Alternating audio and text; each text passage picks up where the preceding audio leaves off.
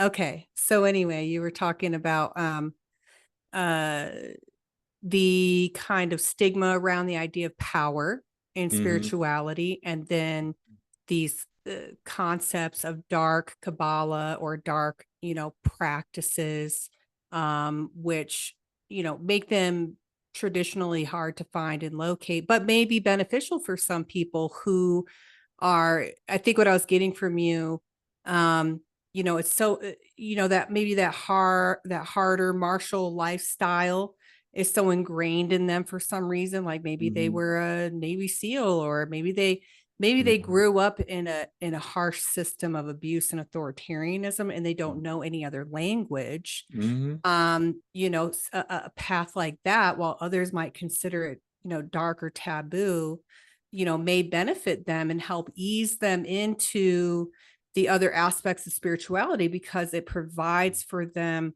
a pathway through a language that they already recognize. Hmm. Exactly. There are some people on a spectrum, um, that it looks like it's a totally different subject from one end, but it's just farther down the path. Some of us look back through our whole lives and we've never been never faced, imminent death or certainty that we were defeated, and then sort of come back from that with a strong will to secure our survival however we can. And from coming from a perspective like that, um, spirituality sounds like a luxury that's so far up Maslow's hierarchy of needs that it's just not even relevant. It's at the But tip. yeah, It's yeah, at the top. right. And they don't recognize, so they're at such a distance, looking up, and others are at such a distance looking down, that it seems like these are two different flocks. Like they're not even trying to get where we're at. And we don't, our advice wouldn't be of any benefit to them. Um, and sometimes the communication is just so dark that there's no understanding really transferring. But people who are coming from a survival mode, um, can benefit greatly from, um, what would only seem like a spiritual crime to somebody coming from a different, uh, list of priorities, and trying to increase communication between those communities is of equal importance to me as increasing it between theists and atheists, which is a different, more ontological, disparity, whereas the previous one is more ethical in nature. Well, I'm going to agree and disagree on that. I think there's a lot of misunderstanding about what dark means. Mm-hmm. I actually just gave a little mini lecture on, essentially the purpose that the shadow self serves. And, in the beginning part of that lecture, I tried to dispel, this connection that people um, make essentially with the shadow self and what would be called the evil persona. And I Uh, think that's what a lot of people are doing when they say, the dark feminine or dark magic or whatever. Really, what they're thinking about is, the evil persona as expressed through the feminine, manipulation, control, the underhanded kind of things. Oh, she's a femme fatale. She's just using you, right? Like that's what people think about when we hear the term dark feminine, but that's not what that means at all. And, the same thing here, there are dark paths of Kabbalah, or, sometimes they're referred to as the left hand path, but they don't have, necessarily anything to do with being evil, trying to harm others, through your path, but rather instead exploring, the subconscious impulses that you have, understanding how to gain control of yourself and exert your true power. Because, most people who feel like they have to have power and control in life, really, they're just compensating for a lack of that within themselves. So it's a manner by which to build that up. And I had a recent, um, you know, like pretty, I would call it pretty big spiritual transformation that caused me to re-question everything. And, this happens from time to time over the years where I go through something, and essentially in that new perspective, I go back and I reevaluate everything in my, in my path and in my awareness, right? Because I recognize the box that I lived in before is no longer there. I've broken free from that box and now I'm in a different box, right? But what are the themes here? And one of the big themes that came out for me was, to recontemplate this idea of power. And, while I'll just say, for me, spirituality has become very flexible and fluid. What I say today may not be relevant to me in 5 years or even a year from now. But right now, my manner of thinking is recognizing um, how religion and spirituality over the history of humankind has been utilized as a tool itself to passivate people, Mm. and has employed ideas such as humility as a way to take people's power away. And what I mean by power is, essentially steal their creative energy, right? Like your creative energy is how you change and transform and manifest. But if you're an entity that wants to have control over people, you do not want them to have that power. You do not want them to have that free will that comes with the creative force that exists within us. And so while, I certainly have had my own experiences and have met others that have practiced, these types of perspectives and, engaged in active practices of humility and stuff and saw the benefit of it. It's a medicine that has to be applied the right way. If the medicine is applied the wrong way, it becomes a poison. And I certainly see how that's happened, um, you know, more, so than not over, human history, where religious institutions and, other entities have utilized these methods of spiritual piety, and as a way to mitigate the, sexual or creative force or the freedom of a person, right? So it is, it's the way it's being applied, and it has been applied, in my opinion, is wrong. And there's a huge misunderstanding about it, right?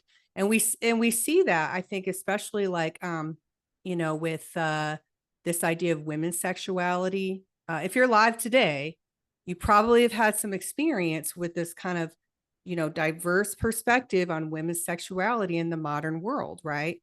Some people have taken it upon themselves to say, oh, hey, well, a woman can do whatever she wants. She want to walk down the street in a thong, hey, more power to you, lady. If you got it, flaunt it, right? And other people are like, oh my God, right? But the worst is when people behave like a woman should have power within herself. And the moment she comes out showing some little bit of cleavage, or a lot, or some leg or thigh, oh my God, what are you doing? Right? It's like a slap in the face, for women. And Mm. that's another method of control. Who's being Mm. controlled in that situation? Is a woman by the person, doing this? Or is it the person who has that shocking revelation that, oh my God, she's showing flesh, because they have continued to crystallize within their subconscious those ideas of control and haven't recognized it within themselves, but they still want to feel like, they're enlightened and stuff. But you put the match to the fire, oh my goodness. This is a very dear subject to me, being raised by a very powerful single mother who handled uh, great tribulations with spectacular finesse, and who has, in some ways still been defeated by some of these social stumbling blocks, like you were pointing out. Well,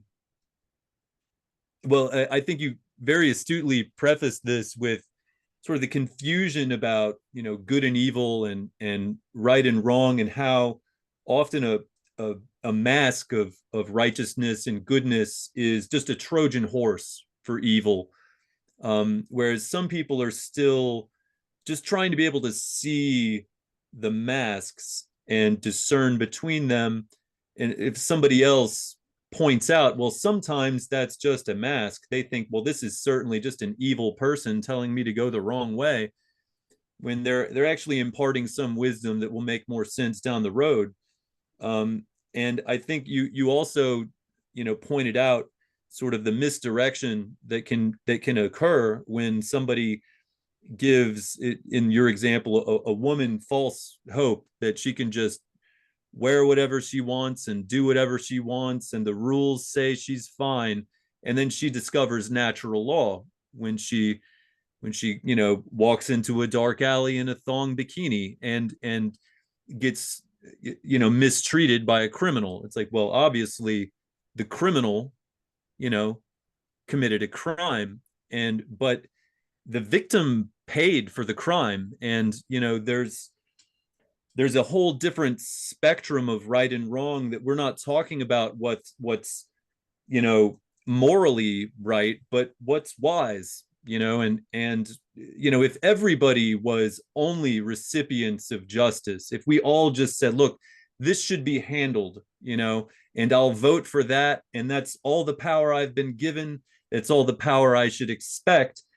If everyone thought that way, there would be no justice at all. It would be anarchy and rape as far as the eye could see, and all the good people would be destroyed.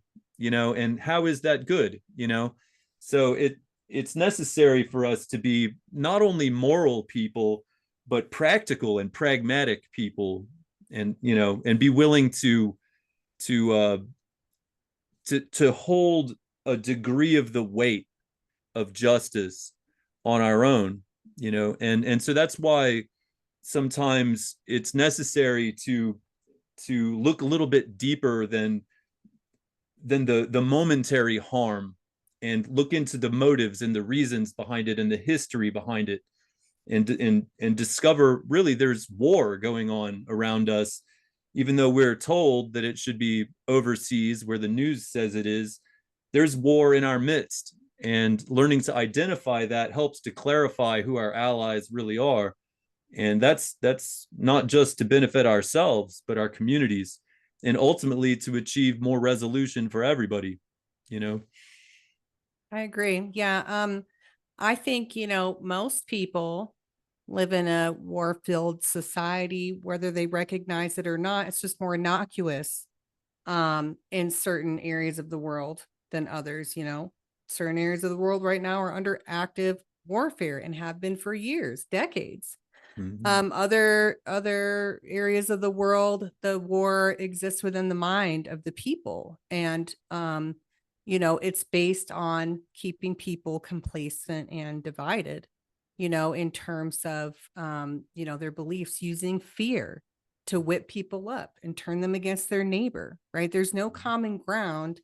And while we talk about it philosophically, we certainly aren't acting as if we want to achieve it in any way. The principles of compassion and humility and piety, of a Christian nation, which is how many refer to the United States, are not being enacted at all at the collective level. If we consider, for example, how that arises in acute situations like during the presidential, election seasons. It's divisiveness all over the board. I don't watch the news anymore, and people poo-poo me for it, but I say, hey, look, you know what? If something really important happens, I don't need to watch the news. I'll hear about it, right? And I heard, I don't know, it was a month or two ago when Donald Trump got shot in the ear. And the first thing I thought of was, I am glad I live in the mountains, because I didn't, after what happened, with him exiting the White House, I didn't know if whole cities, across the United States were going to erupt over that. I thought there were going to be riots everywhere. And I was like, I am so glad I do not live anywhere near a city because it's been that tempestuous, right?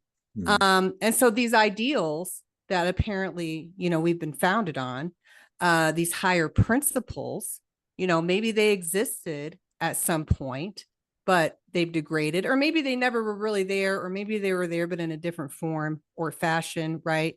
Things change for people over time. Slavery used to be totally fine. People were cool with it. They thought it was natural and totally normal because for the bulk of human history, humans have been enslaving each other ever since they were nomadic, right? That's how we built civilizations.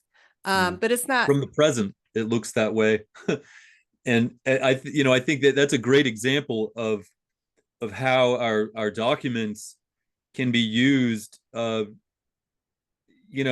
either ambiguously or deceptively, but in any case, to never provide us with the same foundation of knowledge that we can have in the present for what we know in our hearts is the true law. If you see, I think that's a very interesting example because, there's still a lot of unresolved issues surrounding the issue of American slavery. And, if after, the Union and Abraham Lincoln, um, issued the Emancipation Proclamation, which was both a, renunciation of any legal slavery which might have been imagined in any of the states, and a declaration of war on any exception that was taken to it.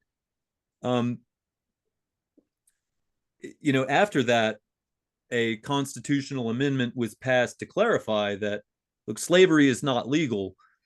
But that's been taken in some ways by an authoritarian culture to imagine that it had been legal before, when fundamentally slavery goes against the whole concept of law, which is about equal treatment for people, given the the full scope of our ability to create justice. Well, optimal justice is the true law. And if a corrupt legislature were, inheriting falsehoods about science and medicine, and they were just, committing unnecessary mayhem across the board, it wouldn't matter what they had written down. What would matter is the truth. And, when it comes to, these, the way that we've invested our trust in public authorities, and if we allow them to define the truth and define reality and to make up all the rules and have no respect for science or nature at all, or factors that may be independent of our judgment, then it's going to be even worse than we can imagine, because they can corrupt our imaginations. They can tell us and dictate what science and natural law were all along, and create centralized systems of education to enforce it, You and mean like leave us what's with a already happened? disparity. Yeah, well, yeah, but it's also not purely evil how it's been applied, and they're a mixture of good and bad actors who are responsible for the way it is. And the federal education system that we've inherited, which is very much an old aeon artifact from the industrial age, still it was hoped by some people, to create a better union by teaching us that we already had one. And sometimes that's what education is telling us what ought to be true is already, to make it so. But other actors can use that as cover to to deceive us, to believe that things are better than they really are. That, oh yeah, we have this constitution and this tricameral system of justice, and that's the way it is, and that's what you should expect. Well, that's great if our expectations can be fulfilled by a little extra confidence. But sometimes that confidence is exploited, to create an illusion of justice, and meanwhile, exploit the court system to just traffic slaves off into Mexico, and say, well, they just disappeared through our asylum system, and they probably went off their meds and died in a hole somewhere, but we'll never know. Well, um I'd like to offer an alternate opinion to that, which is I think most systems which are set up initially are set up for very good reasons. And I think the educational system is a great example of that. I actually had a conversation with my 17-year-old son, who's a senior in high school, about this a few weeks ago. He was, complaining about the manner and method by which, they're taught and these kinds of things. And I can't remember what the comment. Oh, he's really intelligent, and he essentially he keyed into this idea that, in his opinion, this is when he formulated himself, kids essentially go to school for all these years to do what they're told. You got to go to school and get good grades so you can go to college and get a job. He's like, that's what they tell me.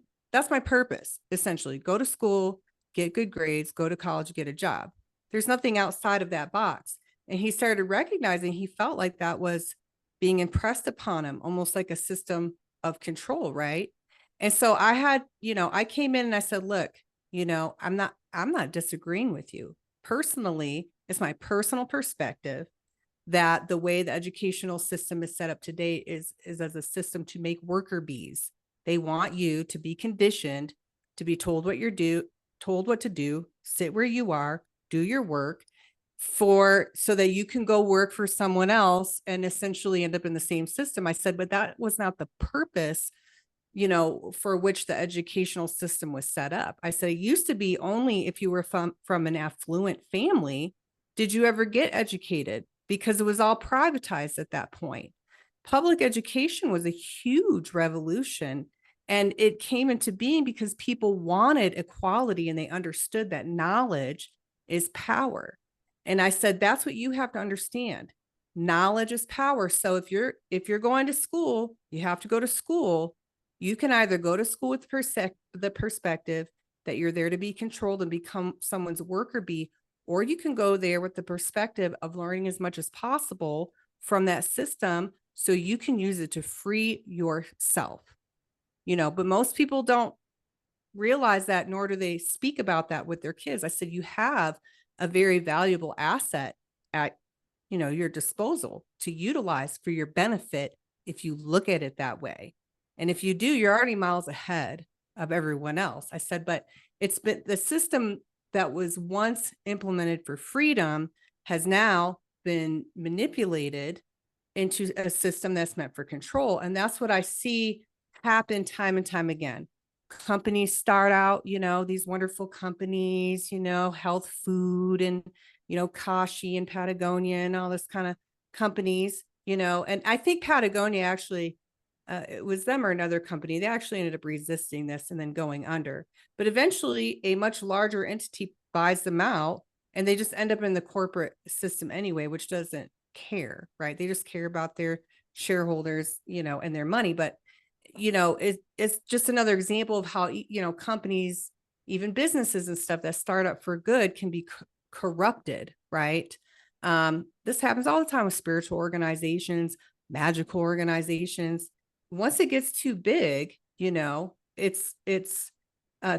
temptation is for it to be utilized as a manner of control, because it's easier to stay behind the scenes when you have a lot more stuff going on and people there, right? So we have to just be aware of how whatever system we're in, whether it's our work or school or even social groups, spiritual organizations, we have to recognize what their impact is on us and consider, if it is maintaining what we need for our life and continuing to serve a purpose and elevate us, or if we recognize it's something that's draining the life out of us and essentially controlling us, because we go to work, we feel drained, then we got to spend how many hours recovering before we can ever spend time with our families, do what we enjoy, have actually like enjoy the freedom we're supposed to have.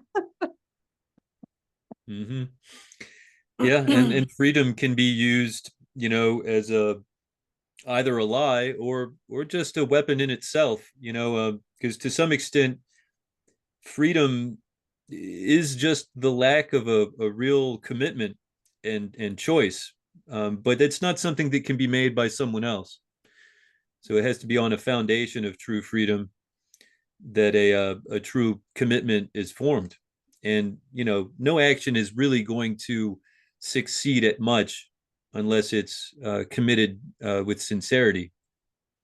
Yeah, I agree with that. And I another thing, in this kind of pondering of power dynamics that I've been, going through lately is this question about free will.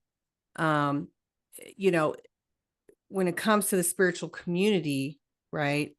Especially with magical practices, there's this underlying fundamental rule that, you never impose on another's free will, right? That's like the number one, I would call it magical sin, right? You don't do magic on someone else to make them do something, right? That's not across the board, though, with magical traditions. If you study root magic and stuff, I mean, that's what love spells and everything are. Make him come to me. Make him come to me now. Want to come here to me. Or whatnot. Some people consider that to be evil. Some cultures consider that to be, well, look, if you're not living within your own freedom, then you are essentially giving up your power to be controlled. That's not on me, right? That's Yeah. very interesting to think about. And it made me take pause to consider that we, especially in America, right, because of the way our founding documents were written, we all believe that we're free and that we have the right to be free, but that we just happen to be free. But most people literally have no idea what real freedom is because they're not living in a space of real freedom at all. That takes courage. That takes the ability to go against the grain, even with friends and family, Yep. to stand up for your true values and morals and ideals when a whole, group is, saying, coming against you, and you're the one person that's saying, oh, hey, no, this is wrong, and I have a story, I'll tell you a story about that one time in a medical device company I worked at. Uh-oh. All right, I'll give a quick summary of it now.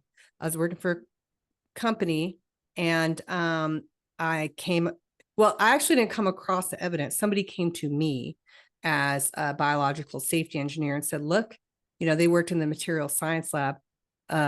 This evidence came, over my desk. And it seems like these devices we have devices on the market that are harming people. And I started looking into it. And not only did I, it all resulted initially from some folks who had modified a processing step on the manufacturing line and essentially sheared the inside of this catheter that was used for angiograms, where they inject contrast media into, your vasculature or into the brain. So I look at this, I see it's on the market. I see, from my perspective as a biological safety engineer that, yeah, this really could harm someone. I go look on the publicly available MAUDE database. That's MAUDE for those who are curious, that the FDA hosts. You just go there and you can look up any medical device and see all the complaints that have been submitted from doctors, individuals, people who came across evidence like this. And I went and looked at it and saw this correlation between these complaints that resulted in serious adverse health impacts, even to death. I saw 2 instances of death related to this catheter within that time frame. And I stayed at the company for a year, essentially barking up the chain of command. My manager, the director, the vice president of R&D, the president of R&D, right? I was going up the pecking order, only to constantly get, well, it's above my pay grade. It's not our problem. It's quality assurance's issue. Someone else is dealing with it. And then finding out there were people actively covering up evidence. What do I mean by that? I mean, like somebody, this go for anyone who's in quality management, risk management, you'll understand what I mean. There was one person who performed testing, then wrote the test report, then signed off on the test report. Okay. This is a no. This is a no. Maybe you Mhm. do the testing and you write the report, but someone else has to review it and sign off on it. This same person who was in upper management, who was not even supposed to be in the laboratory doing testing, was doing testing and then signing off on his own work. That's a Mhm. huge violation of quality management. So it was very And clear. that makes That's it just one. sound so small, but it's so Oh, much more serious than it's the way super we make serious. it out under regulations. And but regulations are very low level, so-called laws. The laws that could be applied to that, if we weren't so persuaded by culture to disavow responsibility wherever possible and hold each other accountable for that sort of negligence to the degree that a doctor ought to be intelligent enough to accept that it's first degree murder and it's on a widespread basis, that these, but we've insured it with malpractice. We've trained our judges and attorneys to speak about it a certain way. We've controlled it through the bar association and through the media so that we can't even talk about the genocide that goes on every day, for angiograms, Oh yeah, yeah. radiology. If I ended up leaving the company and filing a full professional report, that means I took all the data and evidence I had collected over the whole year, showing that they were covering up stuff and the impact of this, to the public. And I wrote a full report as I would, for the FDA as a biological safety engineer. I submitted it to them. I gave my resignation. Now here's the thing: if I did it under a whistleblower status, right? So I'll never, unless I file a information act, freedom of information act, I can't access what the results of their investigation was. But if they went in there and they audited them and they found out those people were actually doing what they were doing, it would be the company itself, the overall company, that would suffer some consequences, Mm-hmm. right? And those people that were doing it, nothing, right? They wouldn't get criminal charges or anything like that. They're protected under the corporate umbrella. And what Mm-hmm. does the corporate umbrella do? Well, they just go to court for years and years and years. It's already fixed into their budget, you Mm-hmm. know, this kind of stuff. It's Oh part yeah, of they their just cost. pay people off, take the bribe, leave us alone. It's the hush money. But it's been instituted on a judicial basis, and that's problematic. And understanding the hierarchy of law is so crucial, and we can no longer do that through our academic system and our university. It's so you know we learn law, most of us, for the first time in post grad, if at all, in law school.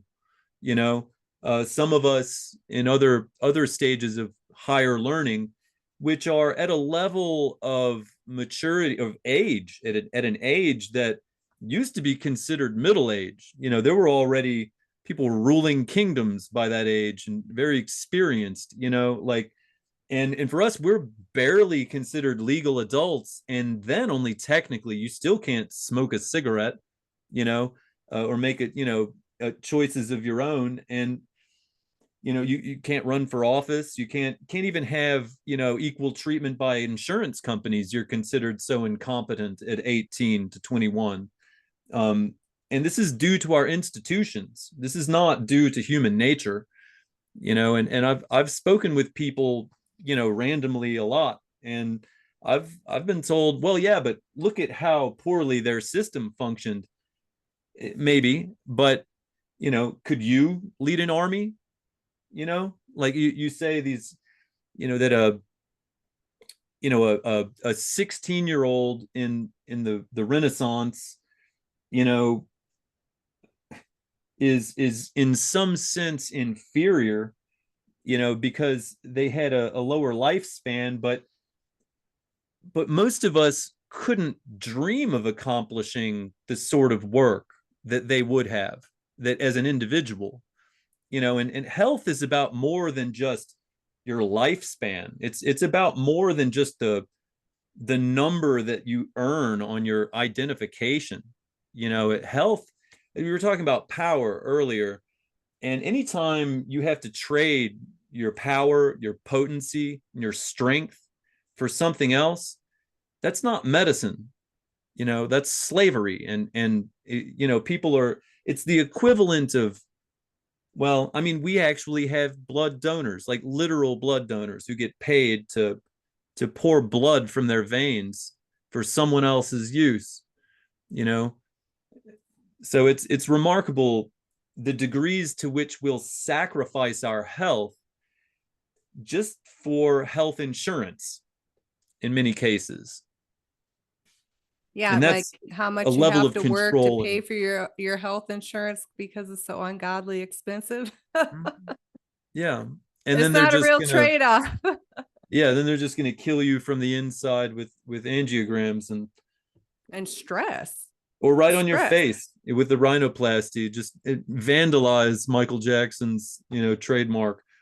And Before I became a biological safety engineer, I specialized in cardiovascular medical devices, with respect to developing new biomaterials. So I was very familiar with, the overall impact of cardiovascular disease. Well, I still am, right? But one thing I can say is people, if you ask somebody, what are the top killers of people in the West, at least, right, or in developed nations, most people say cancer, right? Cancer is actually third on the list. Some people will say cardiovascular disease, which is a whole suite of things, right? But you won't hear anyone say stress. When it comes to the disease state in Western nations or in developed nations, it's the stress that it's the stressful life that you live. And then, the concomitant lifestyle choices that you make, like living a sedentary life, emotional eating, smoking, drinking to excess, escapism, that leads to most of these cardiovascular diseases. If you're under 70, right? Once you get to 70, maybe you got some heart valve, issues or whatever, because it's literally mechanically wearing out. But in general, hypertension, for example, most people are familiar with that, right? It's mostly due to stress. Sure, there's genetic influences there too, but it's this overall, it's a life of stress. And I'm sure anybody here that's listening to the podcast can attest to how stressful life is for most people. Most people, barely have any time to breathe. They're working, they're going to school, they have families, they got relationships, they're trying to be on the dating scene. I'll say this as a fact, and that doesn't mean it applies to everyone, but I've never met a single mother that had a clean house. Like, who to do that? Nobody. a good point. I actually broke up with a guy one time. I had been with him for some years, and we had moved in together with each other for a while, and I just thought, God, this guy does nothing, right? He goes to work, and then he comes home, he goes upstairs, he makes himself a drink, goes upstairs and sits on the toilet for like 2 hours, and then comes downstairs, and sits in front of the TV. And, I'm trying to keep the house clean and do all this kind of stuff. Finally one day I had an epiphany. I was like, you know what? I could break up with this dude and hire someone to come in and clean my house and have a better quality of life. And I did it. And let me tell you, it was the best choice I ever made. Yeah, yeah. Yeah, it's true. I mean, all of the hardships that go along with being a single mother, there are even worse things that can come out of having a man.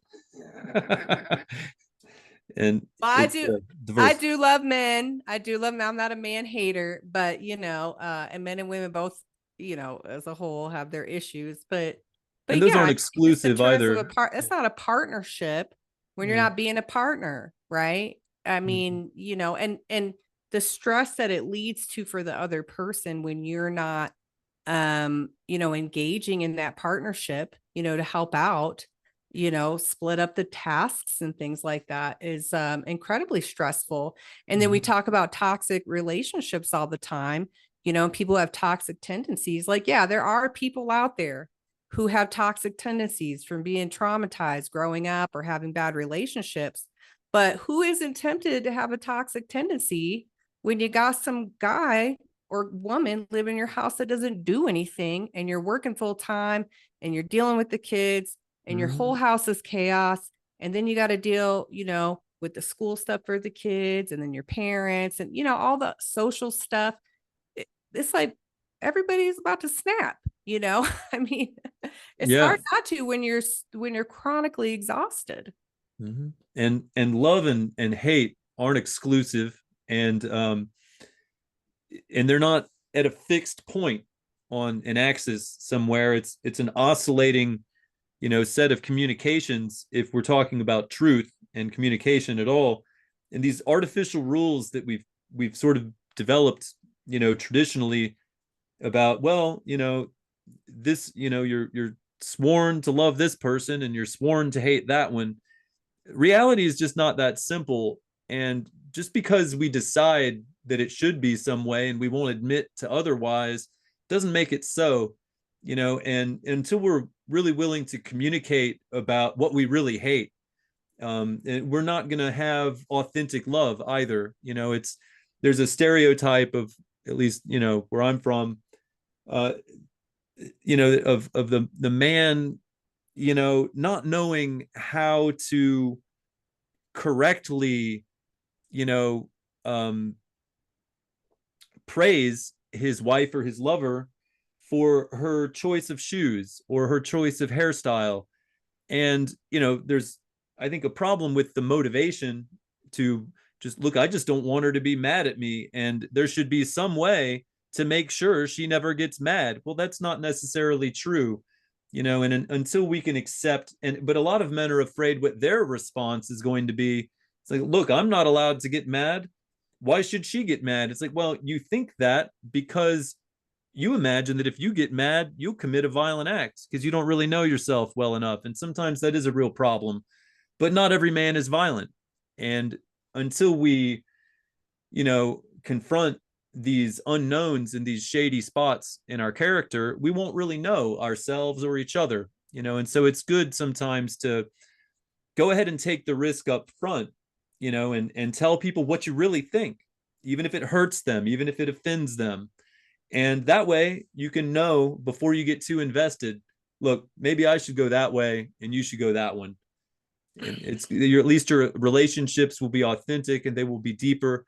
And then it doesn't matter what you say on paper. You'll know who your natural spouse is. You'll know who your true, Ruthian mother and father are, and your the oath on your soul rather than the oath of your lips. Yeah, that's an excellent point, and I certainly agree that it is a very important component of truly knowing yourself. I think about this saying over the Oracle of Delphi, know thyself, right? That's a critical component of the spiritual path, or even just a path of personal transformation. And what I find compelling is that um, most people would rather not admit what they hate because their fear is the greater impulse. They're afraid to be alone. They don't want to tell their mate, I don't like this, or, I feel disrespected, or just talk about it, right? Just to even see if, they're thinking clearly about it, right? Because if we get triggered or something and those emotions get raised, maybe we're not thinking about it correctly, right? And the right manner of action is just to talk about it with your spouse, but people will hold things back. Why? Because they're more afraid to lose the person, whether they're an imperfect person or not. They're more afraid to be alone, so they'll hold it back. But that never works, because what happens when you push it down and push it down and push it down? Well, eventually you're going to explode. That's just how it is. There's nobody that exists on this planet, unless they're enlightened, that's so stoic that they can hold on to a lifetime of not admitting eventually what's bothering them when they have to face it over and over again. And so it's always the better approach, but the idea of uh, being afraid of fear, loneliness, and death, right? Those are the top three things humans are afraid of. And I've taught this to students. If you really want to become a master of yourself, you have to overcome the fear of death, pain, and loneliness. Until then, you do not truly know who you are, and you cannot truly become a master of yourself, because only once you've overcome those fears can you do something like this, which is be fearless and courageous enough to approach the difficulties of life, and also well balanced enough at that point. Because if you're not afraid anymore, you can have that conversation and not worry about blowing up, in a violent manner, because you're not afraid of what they're going to say to you either. You have that confidence in yourself. You can actually listen to them from an equilibrated state. Mhm. Yeah, and misunderstanding, I think, is another big thing. But death, pain, and loneliness, our fear of being misunderstood can be, I think, hyper attuned, where we immediately want to explain ourselves all the time, and we feel threatened by wrongful judgments that are made on us, and sometimes so threatened that we don't even want to talk about it. We don't even want to open lines of communication about sensitive issues that we're not willing to be misunderstood about. And so we never get to experience what it's like to be understood either. Understanding is very powerful, and it's a creative art form as well. People think, well, understanding has to be something that's handed to me, or that I'm convinced by something external for it to be real. But if you've done much, arts and crafts, songwriting, anything, that your perception can be transformed by creative ideations, and that it will transform other people's perception, and you can change the world that way, given the right lock and key pairing. Yeah, you're definitely right about that. And I think it's interesting you bring it up, because when I was cleaning the garage earlier today, I'm an overthinker. Yeah. I'm always thinking about something. I was thinking about how common it is for people to rarely, or maybe even never, have a true, genuine relationship with someone, whether that's a friendship or a romantic partnership, or any kind of relationship, really, where they can 100% truly be themselves, because we're pocketed away in these different kind of social structures, right? Like, if you belong to a certain type of, maybe a social group, right, where you're like a mentor, you may never feel as if you can truly open yourself up and maybe show the parts of yourself that are imperfect, to your students or something like that, because you don't want to degrade the mentor student relationship. They look up to you and see you as the archetype, to aspire to. So if you're sitting there, kicking it with them and cussing and swearing, you may find that they don't see you that way anymore. They don't respect you. And now that relationship has been degraded.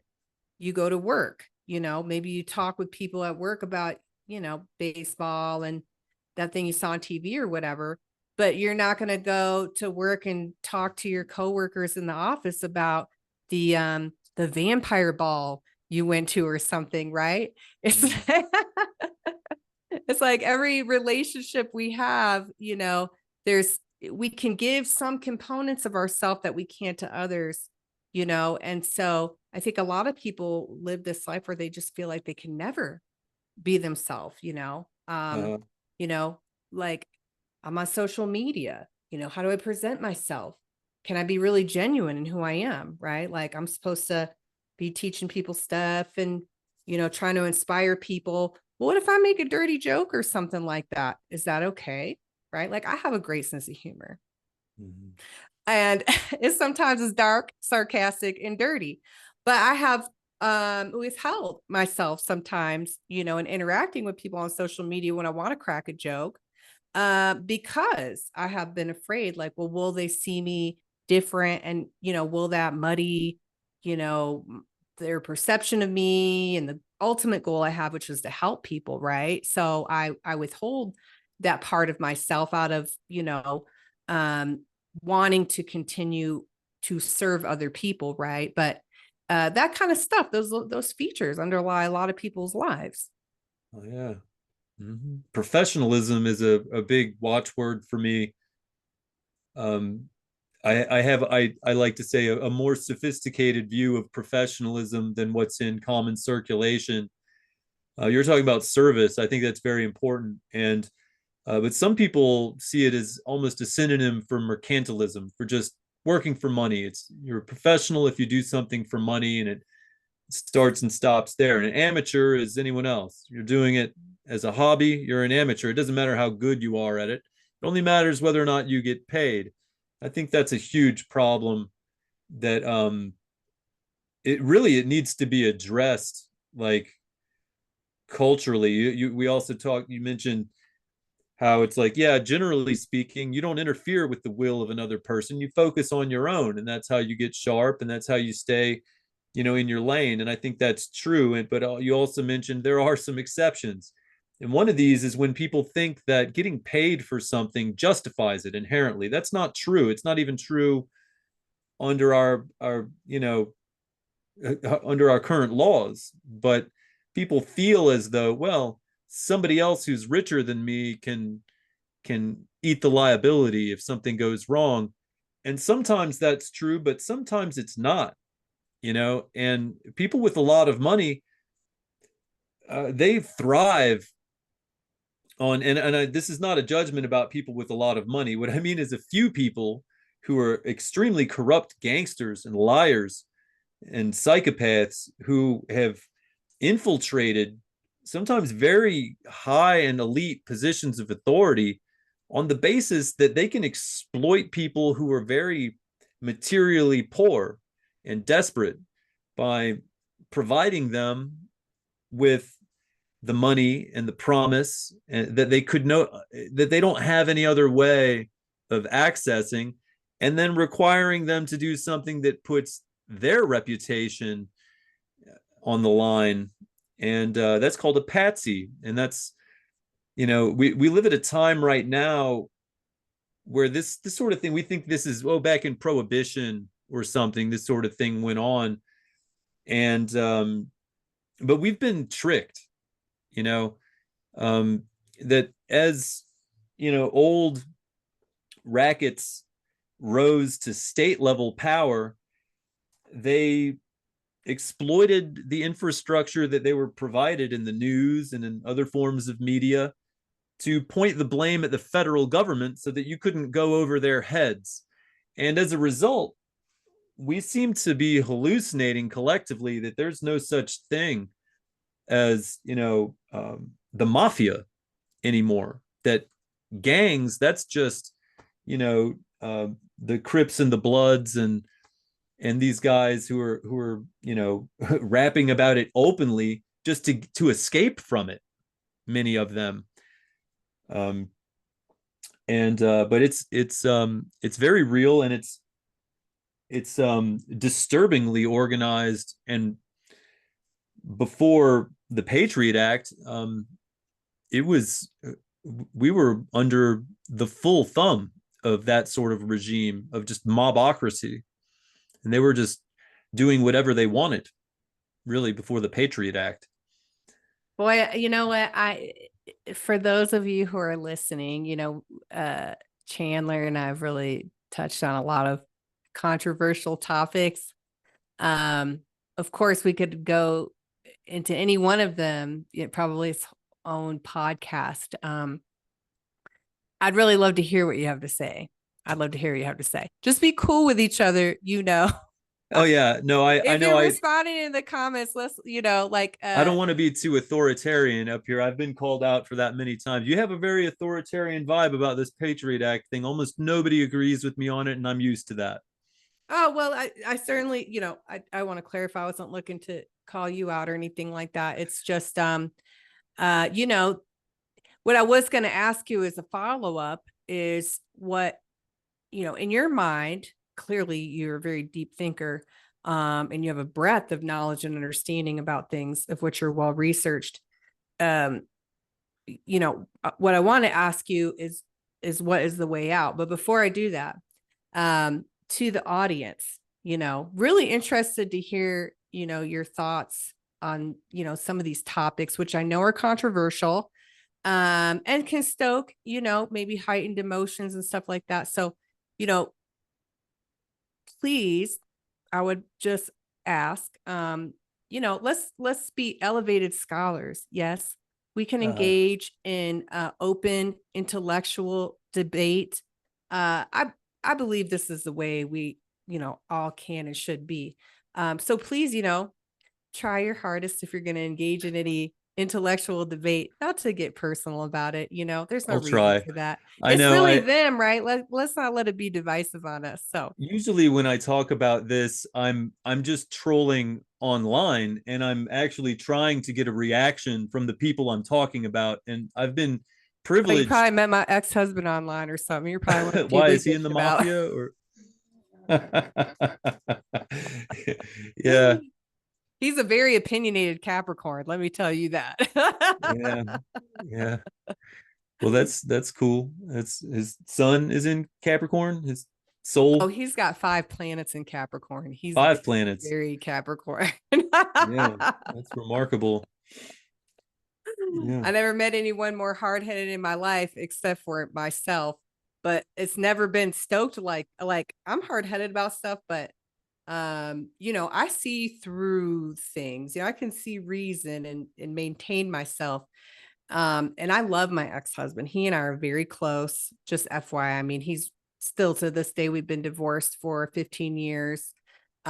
He's still one of my best friends. We see each other multiple times a week. We support each other through everything, but there's been no other person on the planet that has ever been able to enrage me like that man, because he's so intelligent, and he's so well learned, and he's very, observant. And boy, did he know how to just, he was like a sniper. He would come in like,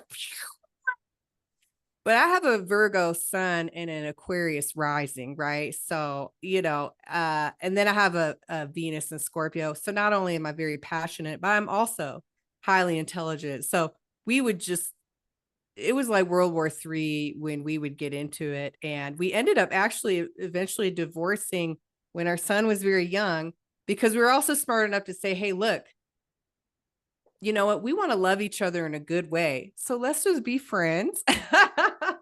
hmm, And not put our son through this. And we did that, very amenably. And I think we had maybe like 2 fights, in the whole time we've been divorced. But yeah, no, that was hmm. Capricorns, I say they'll fight with you until they wear you out. That's really, they That's just what they won't like stop. to think. They Yeah. don't. I have to go hide in the bathroom. I'm like, I can't hear anymore. I'm done. Well, I have a vertex in Capricorn, so I've bumped noggins with smaller hoofed animals before. I love Capricorns. Most of my very good friends over my lifetime have been Capricorns, but I do too. yeah, yeah, yeah. I mean, y'all, people who have a heavy Capricorn influence in a debate, it's hard. It's hard to. uh I barely ever seen anyone take a cap down when it's come to a hard debate. And That's a they put Taurus that won't. Saturn ray on you. People are like, Yeah, I'm sure there's somebody else who could handle a Capricorn in battle, but it's not me. Um, I can mouth off from Aries all day with my forward moving Mercury. But really at heart, I'm a 2 degrees Taurus, and You're on the Aries Taurus cusp. yeah, right there with Hitler and Hussein and Oppenheimer and Jack Nicholson, believe it or not. But that's just my sun, and I don't have a whole lot of other, there's not a big clusterfuck of planets around there for me. Um, it's straddled at, assigned to each side by Mercury Aries and a Gemini Venus, who's very, I hope clearly, my ruler. I take Venus very seriously. What's your ascendant? Leo with most everything else. And so your Mercury is in Aries. Clearly, you know what you're talking about. What house is your sun sign in? His sun is 2 degrees Taurus.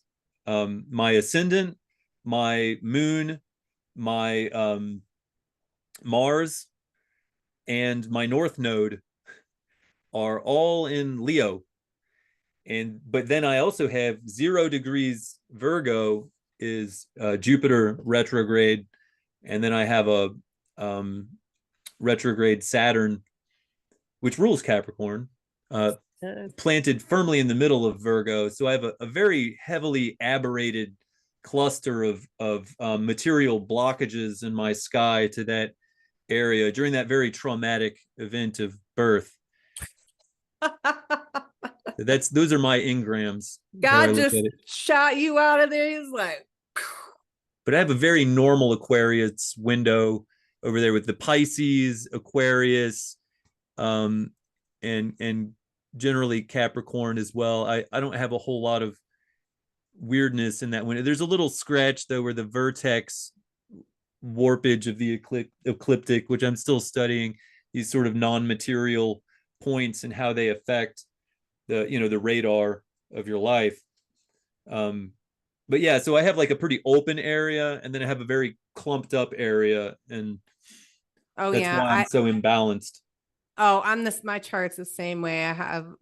The majority of my planets are clustered in the seventh, eighth, and ninth house, and then I have some scattered, one little thing here or there. But yeah, pretty much everything is there. So when a transit happens, it's just like relationships, transformation, power, philosophy, and spirituality, and then I'm coming into my midheaven like, whoa. Yeah, I won the race. yeah, yeah. I have a midheaven in I think in Cancer probably. No, no, no, no. That's not true. I have to think about that. But no, I have a pretty wide open Cancer across. But all of my slow moving kind of trans Neptunian objects are between um Libra and Scorpio over there. So there's the Saturn and Jupiter, from Virgo, and then they get more remote out towards Libra and Scorpio, where I have Pluto and Uranus. Um, In Libra. yeah, Pluto's in Libra, Uranus retrograde in Scorpio. With the rest of my generation, I'm not sure exactly what your age is, but you probably have a Uranus around that area. Um, Maybe a sign over. That's how I knew your Pluto was in Libra. Yeah. We're from that same generation. Yeah, yeah, no, I definitely felt that sign. Now I when have to when know. You're gonna have to let me look at our charts because now I have to find out if we have a Neptune conjunction. It keeps coming up, keeps popping up. I'll look at my chart with someone that, it's very clear, we have a higher connection, and it's like a Neptune conjunction, right? I'm like, what is going on? yeah, I usually avoid the subject of Neptune. In fact, I tune it out all completely. It's part of my game. It's part of your grand illusion. I can play that game too, Neptune. Uh-huh. Well, the best trick you can pull is the one you pull on yourself first. That's right. That's Yeah. why when I wake up in the morning, I just lie to myself all day. Everything is great. I'm perfect. It's cool. No problem. Yeah. If you could just forget the opposite, it would be even more convincing. I You don't even have feel to say it. like I've done a good job of conditioning myself over the years now. I'm really believing it at this point. Yeah. Yeah. Well, Chandler, we've been definitely on here for a little while. We didn't talk about any of the things that we're going to, which means we're gonna We have got to to the just game here at the end. we're just gonna have to we're just gonna have to do another podcast. So I'm game. yeah, Yeah. yeah, no, it's gonna be good. I'm excited about that one too. So we should just schedule that one. But this one was I really enjoyed this conversation. And I know it's risky, right? Some people would call it social or political suicide to talk about Me? controversial things. But you know what? I mean, let's just be honest. Even if you don't believe, uh, the same things that other people do, um, it's good to open up a conversation, right? It's good to just have someone maybe just trigger your thinking about it, right? Like we live in this society where it's like if someone disagrees with you, that means you got to go to combat with them. That's not the case, right? Like these are growth opportunities. If somebody doesn't agree with you or vice versa, that's a presentation, in your consciousness for you to consider certain things, like why you think that in the first place. Is it still valuable to think that? Maybe it's obsolete at this point. Or how to reconcile those things, or how to maybe just behave yourself still with decorum in the face of, adversity. I mean, we should not be afraid. Here's another point. I'm going to end it with this, and I'm going to give you final thoughts after this, but we should not be afraid of healthy diversity. And I say I'm sorry, diversity and adversity, right? Like, just because there's an adverse principle or diverse principle being presented to us doesn't mean we got to go toe to toe with somebody, get all Yeah. crazy. Like, I let's don't just, mind Capricorns either, and that's exactly what they are. It's healthy adversity. it could be it could be a wonderful growth opportunity for you, right? And you can only be responsible for yourself ultimately, but we got to get over this pressure, this conditioning that if somebody disagrees with us at Thanksgiving, regarding our views on Donald Trump or whatever, that we got to throw dishes at each other and now we break up with our family member or something. I mean, I'm not putting my opinions in the Donald Trump bucket. I don't like to talk about politics personally. It's just an example, right? Like, why are we letting our families be destroyed over some figure, that's going to play a role maybe in the collective life, for a few years, and then he's going to go retire in his rich ass golden toilet seat again. You know what I'm saying? It's like, don't do that to yourself, people. Yeah.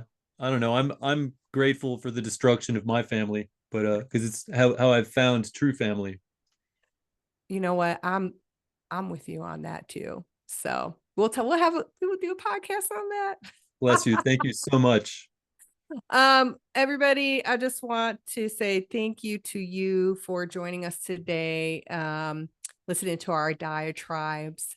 Thank you so much, Chandler, for the always excellent and mentally stimulating conversation. I just love it. And even though you and I do agree on a lot of things, or at least can go down the same rabbit holes together, you always offer some points that really make me think and reflect. And I really appreciate that. I really, really look for that in conversations I have with people. So I want to say thank you, for just presenting me with ideas that, I'll be ruminating on later when I'm cleaning out the rest of my garage. So, all right, everybody, have a beautiful day. Love you bunches, and we'll see you next time. Bye. The